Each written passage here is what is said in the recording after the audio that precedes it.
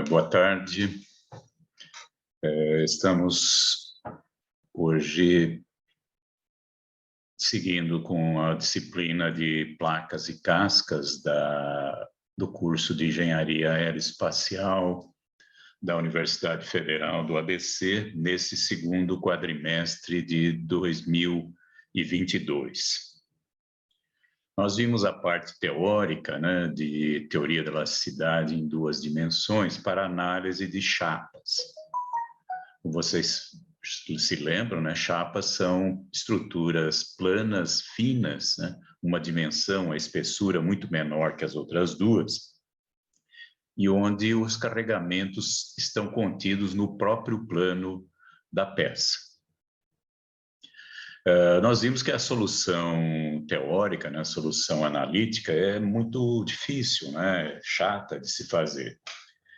E, felizmente, né, nós temos agora métodos numéricos poderosos para fazer isso para nós. E o método por excelência é o método dos elementos finitos. Então, hoje nós vamos trabalhar com o método dos elementos finitos, aplicado, então, na teoria da elasticidade em 2D para análise estática de chapas. Como vocês já devem ter ouvido falar, né, a ideia é dividir o domínio contínuo, né, de uma chapa em subdomínios menores, que são os elementos finitos, né? Eles são pequenos, porém não infinitesimais. E hoje vamos falar especificamente do elemento triangular. Então, a gente vai pegar o nosso domínio da chapa e dividir em triângulos. Só para uma homenagem aqui, que eu considero importante, temos aqui a foto do professor Ray Clough, que viveu 96 anos, né? Faleceu recentemente, que foi o inventor dos elementos finitos na década de 1950. Ele publicou o primeiro artigo sobre isso em 1956. Professor da Universidade de Berkeley, professor de engenharia civil, porém, na época, prestando consultoria para a Boeing, em engenharia aeroespacial.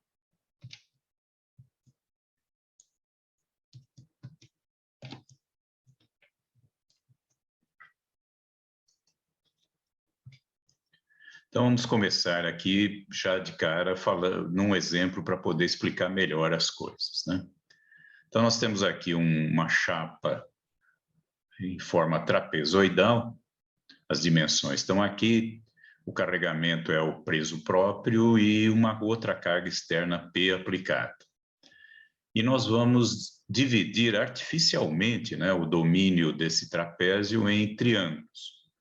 Vejam que essa divisão é artificial, nós estamos fazendo como queremos, né? Poderíamos dividir em mais triângulos do que esses três aqui. Nós temos aqui, então, 5 nós e 3 elementos triangulares. Bom, cada elemento triangular, ele obviamente tem 3 nós, né? E cada nó pode se deslocar em 2 direções, né?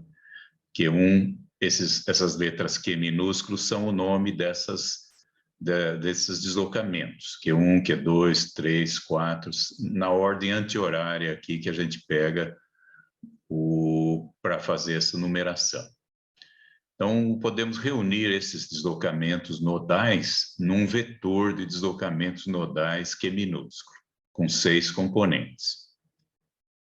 E a incógnita, obviamente, são os deslocamentos no interior do elemento, que são funções contínuas, né, de x e de y. Mas nós vamos aproximar esses deslocamentos em função dos deslocamentos nodais Q minúsculo. E para isso a gente vai usar funções de x e de y, chamadas funções de forma, que multiplicadas pelos Qs nos vão dar aproximações para os deslocamentos no interior do elemento. Essas funções, elas podem ser quaisquer, né? Quanto mais sofisticada, mais precisa seria a aproximação, mas nesse caso aqui nós vamos aproximar por funções lineares, que basicamente são esses planos, né? Que passam pelos 3 pontos do nosso triângulo quando nós impomos um deslocamento unitário num dos pontos e 0 nos outros. Em elementos finitos é sempre assim, tá? As funções de forma, elas sempre valem 1 num dos nós e 0 nos outros nós, de cada elemento, seja ele elemento de chapa, de placa, de casca, do que for. Então, nesse caso, como nós temos 3 pontos, dá para passar um plano pelos 3 planos. E, portanto, as nossas funções são funções lineares, né? Esses XA, XB, XC, YA, YB, YC são coordenadas dos nós na sequência aqui, né? O primeiro nó A, o segundo B, o terceiro C no sentido anti-horário. Então, são números isso aqui, não são variáveis. Variável é o X e o Y, né? Que são as ordenadas no interior do elemento. Então, essa função é uma função linear. Esse A é a área do nosso elemento triangular, que pode ser calculada desse jeito aqui. Meio do determinante, onde a primeira coluna são uns, a segunda coluna são as coordenadas x dos 3 nós, e a terceira coluna são as coordenadas y dos 3 nós. A outra função é essa daqui, em que eu imponho o deslocamento 1 no nó B e 0 no C e no A. As mesmas ideias, né? Uma função linear, os valores XA, XB, XC, YA, YB, XC são medidas, né? São números, não são variáveis. Então, aqui as variáveis são X e Y. E aqui aparece a área, né, do elemento, calculada daquele jeito que nós já vimos. E, finalmente, a nossa terceira função de forma é essa em que nós impomos um deslocamento unitário ao nó C lá atrás, né? E mantemos 0 os deslocamentos nos nós A e B aqui na frente. E, de novo, temos uma função linear que descreve esse plano que passa por esses 3 pontos. Para calcular as deformações, nós vamos usar o que a gente aprendeu já em teoria da elasticidade, que é o tensor de deformações de Cauchy, esse matemático francês do começo do século XIX, né?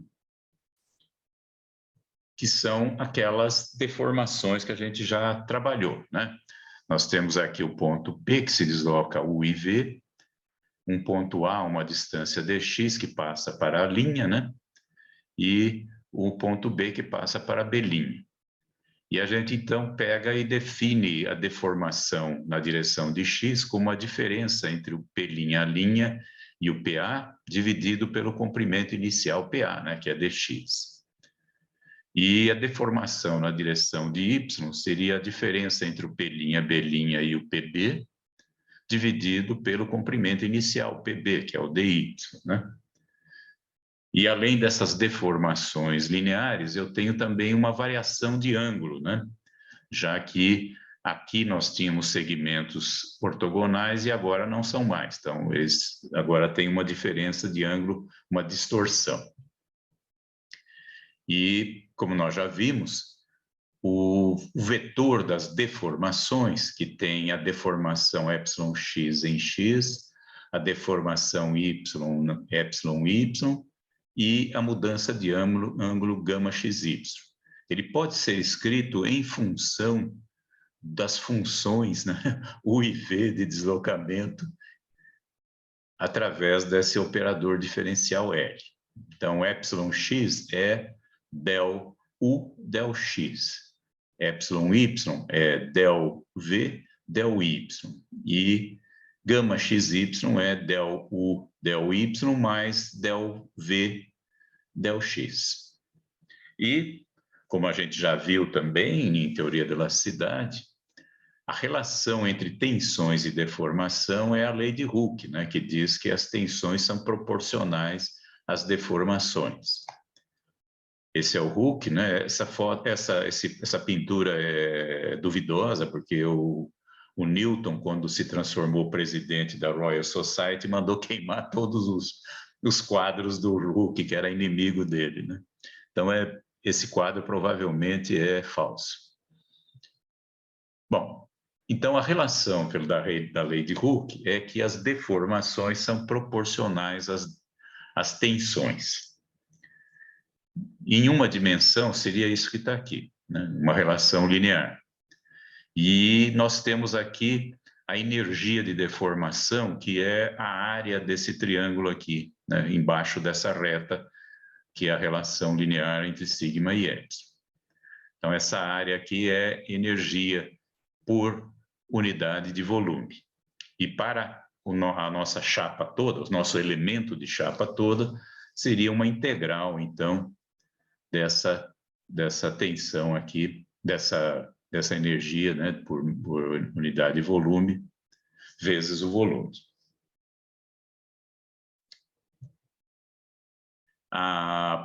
Como nós estamos trabalhando em duas dimensões, vale aquilo que nós já vimos na aula de teoria de elasticidade em 2D, né? A relação entre o vetor de tensões, que tem as componentes sigma-x, sigma-y e tal xy, é proporcional ao vetor de deformações, que tem componentes εx, εy e γ-xy, através de uma matriz, né, 3x3, que contém as propriedades físicas do material, o módulo da elasticidade e o coeficiente de Poisson nu, né? Você se lembra que o coeficiente de Poisson relaciona, né? Se eu esticar numa direção, a outra diminui. Se eu apertar numa direção, a outra aumenta. Esse número é o que mede isso, é o nu.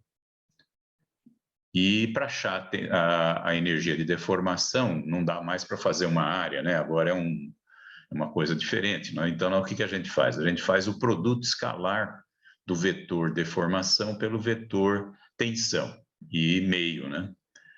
Então, e esse aqui, então, integrado para todo o volume da chapa, nos daria, então, a energia de deformação de um elemento de chapa. Como nós estamos aproximando os deslocamentos U e V, como já foi dito, por funções de forma lineares, né, multiplicadas pelos deslocamentos nodais, então a deformação vai ser também aproximada, né, pela aplicação daquela matriz L ao U aproximado. L vezes N nós vamos chamar de B. Como o N é linear, na hora que eu aplico derivadas primeiras a uma função, a funções lineares, eu fico com constantes, né? Então, esse B é uma matriz de constantes. Tudo que está aqui dentro são medidas, né? São coordenadas dos nós A, B e C do nosso elemento. Não tem nada variável aqui, isso é uma constante. Essa matriz é uma matriz de constantes. E a tensão, a mesma coisa, né? A tensão, como a gente já sabe, é aquela matriz E vezes o vetor das deformações. Então, isso aqui vai nos dar o vetor das tensões, que é dado por essa expressão que está aqui. E vezes B vezes Q de cada elemento, né? Aqui eu estou trabalhando a nível de cada elemento. E a energia de deformação, então, fica com esse formato que está aqui, né? Se vocês analisarem as unidades aqui, vão verificar que isso aqui é um escalar, como deveria ser, né? Energia não é um vetor nem uma matriz, é um escalar. Bom, agora eu vou aplicar a equação de Lagrange, né? O Lagrange nos dá uma equação que permite minimizar a energia mecânica de um sistema. E ele prova, né? Existe um teorema de Lagrange que diz que o mínimo da energia mecânica é a solução do nosso problema. A equação completa, quando eu tenho energia cinética, é essa que está aqui. Nesse problema, eu não vou ter energia cinética, eu estou trabalhando na estática, né? Então, o lagrangiano, que é a energia cinética menos a energia potencial total, fica apenas a energia potencial total, né? que vai ser derivada nos deslocamentos. Essa parcela aqui, derivada nas velocidades, nós não vamos ter aqui nesse caso. E a energia potencial total é a energia de deformação menos o trabalho das forças externas conservativas. Essas forças externas conservativas são forças aplicadas nos nós pelo resto da estrutura, né? Q maiúsculo 1, Q maiúsculo 2 e vai indo. Então, eu tenho 6 forças externas e numeradas aqui na sequência que eu já falei, né? A é o primeiro nó, B o segundo, C o terceiro, sempre no sentido anti-horário. Claro que vocês escolhem o nó A como vocês quiserem, né? O primeiro nó é escolhido, os outros aqui não. E o trabalho, então, das forças externas é o produto escalar dos deslocamentos nodais Q minúsculo pelos esforços nodais Q maiúsculo. Então, aplicando o Lagrange, nós temos, então, a derivada parcial da energia potencial total nos deslocamentos nodais igual a zero. Isso aqui fisicamente quer dizer que nós temos um mínimo de energia potencial na solução do nosso problema, no equilíbrio do elemento. Então, fazendo as continhas, nós chegamos, então, nesse parênteses, que é uma matriz K minúsculo, é a matriz de rigidez do elemento, vezes o vetor de deslocamentos nodais, igual ao vetor dos esforços nodais. Isso aqui é uma equação de equilíbrio, né? A matriz K vezes os deslocamentos é uma força, é a força interna restauradora que equilibra as forças externas aplicadas. A matriz de rigidez, então, do elemento K minúsculo é a integral de volume de B transposto E vezes B dV. Só que nós vimos que o B é constante para o elemento triangular, né? São coeficientes que dependem só das coordenadas dos nós. O E é uma matriz constante, né, de coeficientes do material.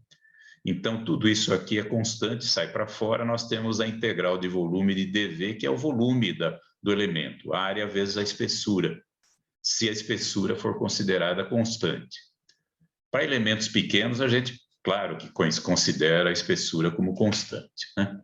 Então, a matriz de rigidez é obtida sem precisar fazer nada, né? É só aplicar esse produto de matrizes. E usando um programa que nem o MATLAB, por exemplo, ou o Scilab, esse produto de matrizes é extremamente simples de ser feito.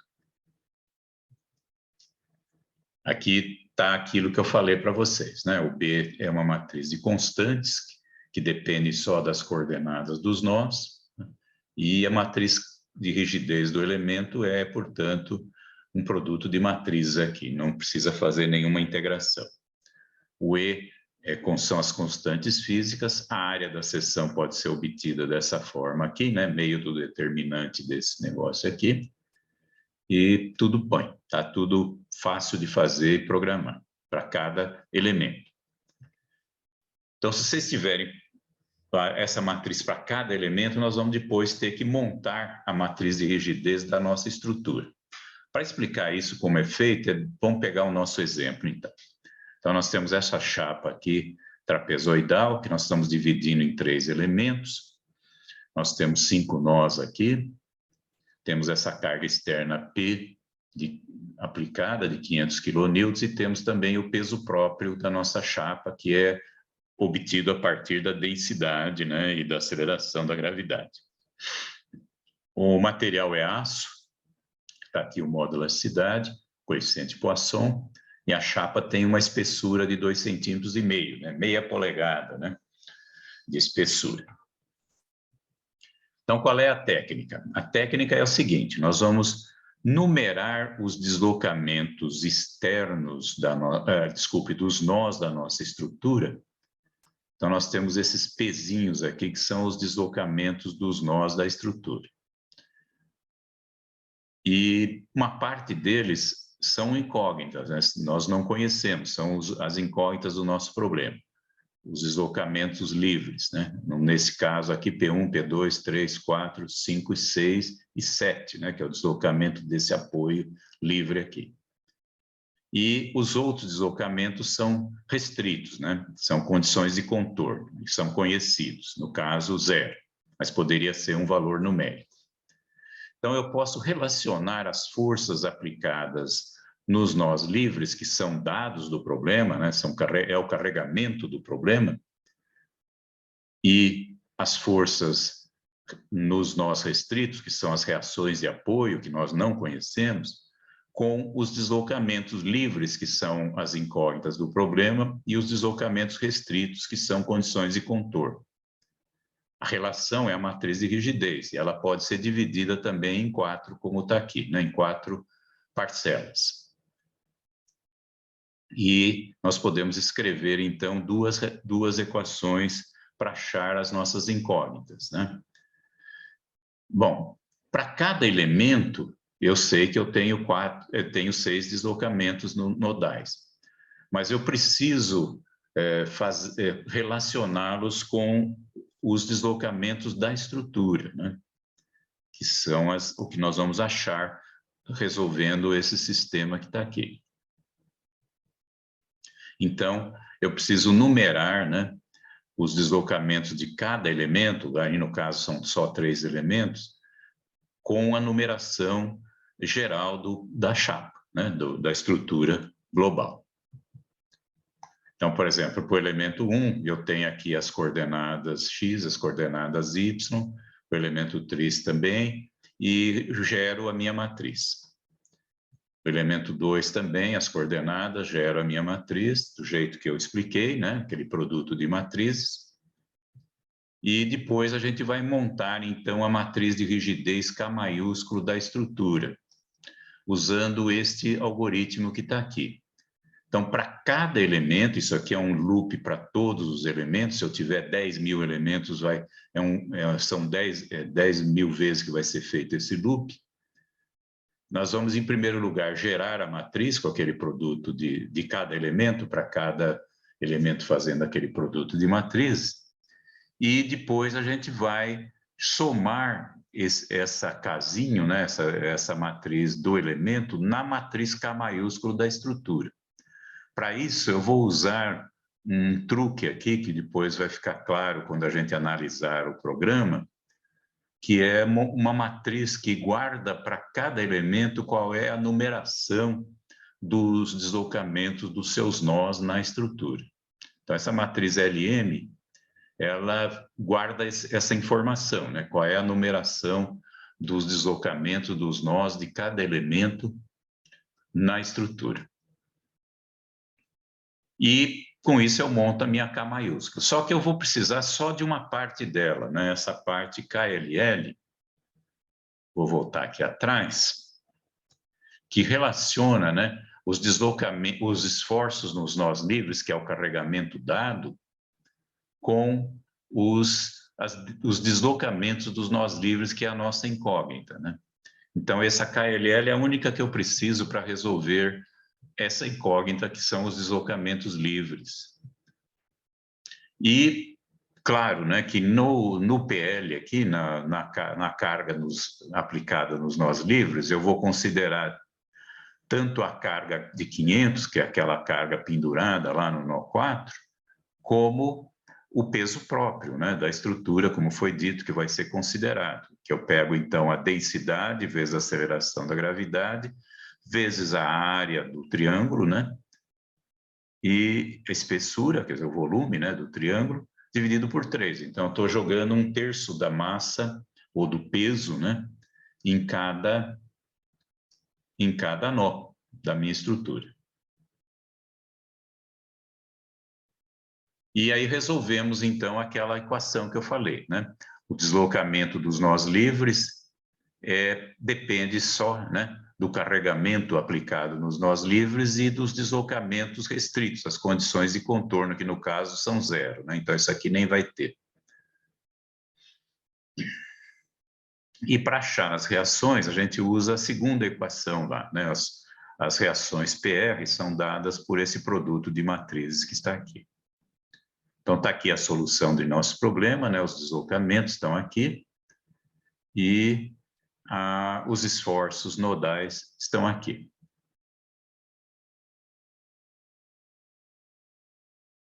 Que parecem deslocamentos muito grandes, mas, na verdade, eles estão multiplicados por 10 à quarta, né? Então, vocês vão ter que dividir isso por 10 à quarta para ter o deslocamento em metros, né? E aqui estão as reações de apoio. Vocês estão vendo que eu tenho uma força de 500 aplicada no nó 4, como eu já sabia, que é uma carga externa. Cada reação vertical vai ser 250, né? Metade desse 500, mais um pouquinho aqui, que é devido ao peso próprio da chapa, tá? Mas isso é automático, né? Isso vai ser, o programa faz para vocês não precisam se preocupar. E para achar as tensões, usamos aquela formulinha que foi vista agora há pouco, né? O vetor de tensões, σx, tensão normal em x, σy, tensão normal em y, e tal xy, a tensão tangencial em xy. É aquela matriz E de coeficientes físicos do material, vezes a matriz B, que também é constante, né? Vezes os deslocamentos nodais daquele elemento, né? Que nós estamos calculando as tensões. Então, está aqui, por exemplo, para o elemento 1 tem essas tensões, para o 2 tem essas, para o 3 tem essas. Agora, uma coisa importante para se notar aqui é que esse elemento triangular, ele é meio fraco, né? Porque a tensão fica constante no interior dele, né? E é óbvio que isso não é realidade, né? Na maior parte dos problemas, a tensão varia, né, no interior da chapa. Então, para ter um bom resultado com elementos triangulares, eu tenho que dividir em muitos elementos para que essa variação de tensões possa aparecer, né? Então, esse elemento triangular, ele tem esse problema, né? Ele tem deformações constantes no interior do elemento e, portanto, tensões constantes no interior do elemento, já que a tensão é proporcional às deformações pela lei de Hooke.